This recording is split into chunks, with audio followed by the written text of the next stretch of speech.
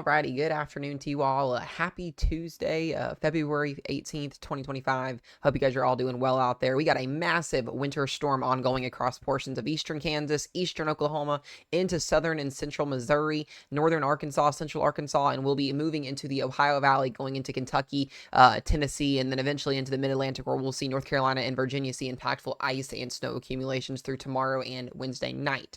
So we're going to kind of cover this winter storm today. We're not going to talk too in detail over our general weather pattern. We'll do that tomorrow in tomorrow's video. I just want to kind of hint out what we're going to be seeing for the next couple of days here in with our winter storm here. And we've also got a severe weather component this afternoon as well, down into portions of southeast Texas near the Houston metro area, all along Interstate 10 into New Orleans. Very low wind threat, very isolated tornado risk, damaging wind and hail threat down there. So we'll be in coverage mode for that as we're tonight covering this. We'll be live here on YouTube as well, starting at 5 o'clock Central Time. For any of you guys that watch this video now or later, we'll already more than likely be live. But I want you guys to see something here on our imagery here. You can see all of the snow falling already from Nebraska all the way down into Kansas. The heaviest of our moisture is ongoing across portions of Missouri. This is now starting to move into western Kentucky here. As we go for the next couple of hours, we'll start to see those snow accumulation totals pick up. So far from our snow map, and I'll show that here in just a minute, we haven't seen anything near a half a foot yet. Some isolated areas are still going to be coming in with our snow report, so we'll be giving out those snow report totals as they come in this evening on stream as well.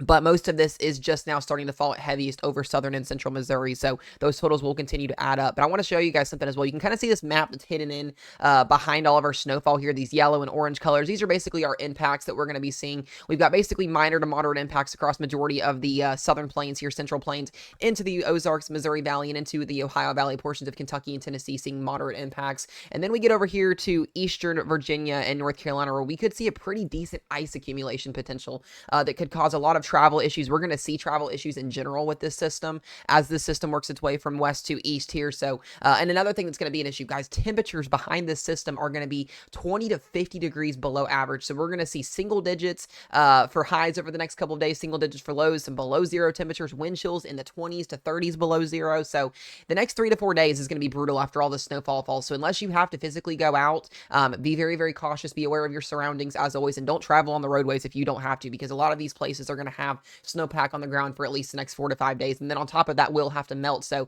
if you experienced flooding over the last couple of days, we're going to have more flooding potentially with this snowfall melting over the next couple of days. So I do want to give you guys an idea on what we could see model wise for the next couple of hours, where we're going to basically see the rest of this wintry precip fall at here. And we'll go ahead and go to our future radar here on our HER model run. This kind of gives us just an idea. We do need to watch out for sleet and ice accumulations from Oklahoma City down southeast of Oklahoma City into portions of Little Rock there, Pine Bluff, seeing that. But this is mostly going to be an all snow event that works its way east across Kentucky, Tennessee tonight and through tomorrow across the West Virginia, North Carolina, and East Coast there. You can see snow transitioning across the Kentucky-Tennessee borderline around 6 to 7 p.m. this afternoon. Sleet, freezing rain, snow mixture there. Really, really messy mix in central Arkansas. Most of the snow is wrapping up in East Kansas and Oklahoma by midnight tonight. Most of the heaviest snow is now falling in northern Arkansas, into portions of southeastern Missouri, southern Illinois, western Kentucky there. I do think there's a spot in between this corridor right here where we could see 8 to 12 inches of snow. More locally, it's going to be 5 to 8, or more isolated totals, or widespread totals, I should say, is going to be 5 to 8 inches. But I do think that southern portions of Missouri, central portions of Missouri, and western far extreme Kentucky and southern Illinois could have an 8 to 12 inch swap if some heavy banding does set up. We haven't quite seen that yet, but we'll have hope for people that want snow for that. You can see snow moving all night long across Kentucky, Tennessee. Heavier bands setting up in southern Tennessee. So winter storm warnings in effect as far as Memphis. You guys just had severe weather, tornadoes, and a lot of heavy rainfall. Now we're seeing snow. So all seasons becoming a huge player here as far as the next couple of days go. Most of the snow starts to wind down by sunrise tomorrow morning. So once again, this is an overnight event where temperatures are plummeting.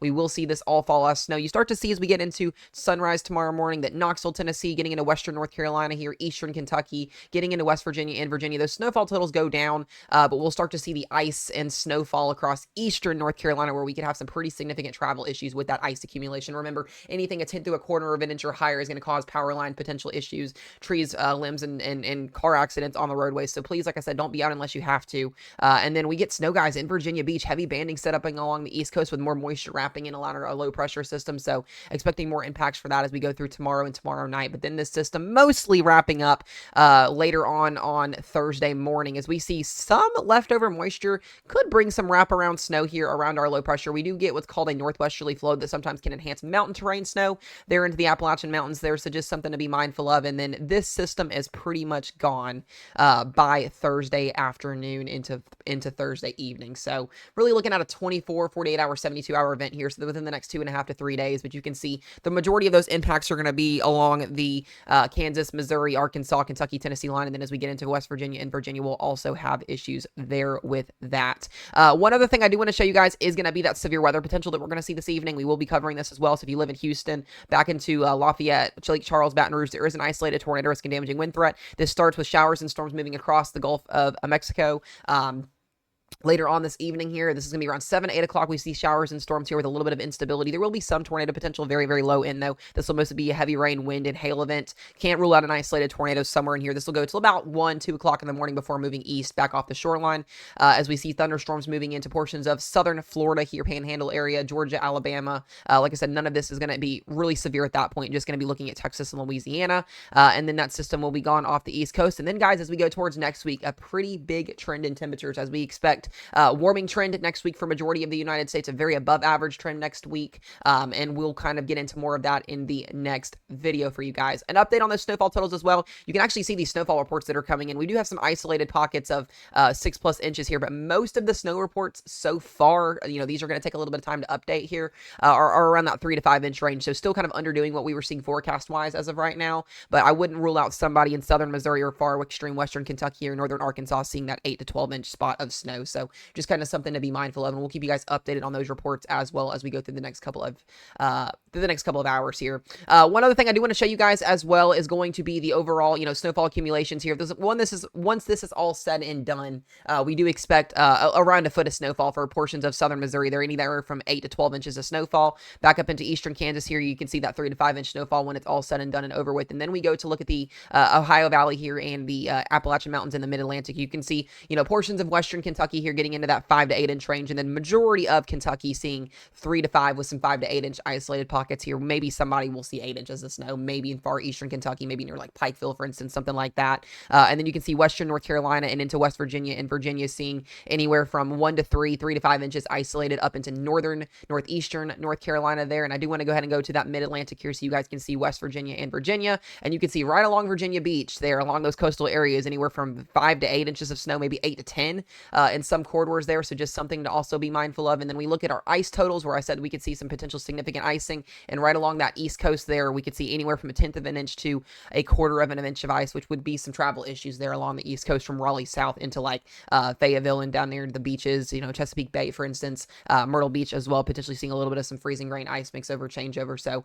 we'll keep you guys updated on the latest on our winter storm. I'll do an overall video on our forecast for the rest of the week tomorrow, but I wanted to get this out there to you guys. Remember, we will have live coverage starting at 5 p.m. Central Time here on YouTube, so make sure you guys tune in for that. But other than that, guys, stay safe, be weather aware, and we'll see you in the next one.